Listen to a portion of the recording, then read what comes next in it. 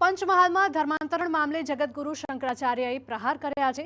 જગતગુરુ શંકરાચાર્ય સ્વામી સદાનંદ સરસ્વતીનું નિવેદન સામે આવ્યું। આદિવાસીઓને લાલચ આપી ધર્માંતરણ કરાવવામાં આવે છે। માતા પિતા પાસેથી આવેલા ધર્મને બદલી ન શકાય। હિન્દુઓને ધર્માંતરણ કરવાની કોઈ જ જરૂર નથી।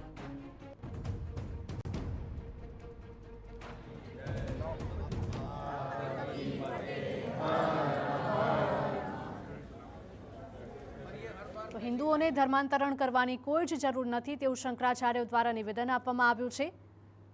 પંચમહાલમાં ધર્માંતરણ મામલે જગતગુરુ શંકરાચાર્યએ પ્રહાર કરતા કહ્યું હતું કે આદિવાસીઓના ધર્મ બદલવામાં આવે છે।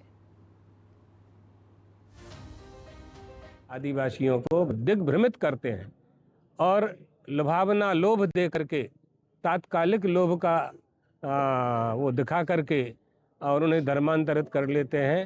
वास्तविकता ये है कि धर्म का परिवर्तन हो नहीं सकता, क्योंकि हमारे पास जो धर्म आया है वो हमारे माता पिता से आया है। जब माता पिता का परिवर्तन नहीं कर सकते हम, तो धर्म का परिवर्तन कैसे कर सकते हैं?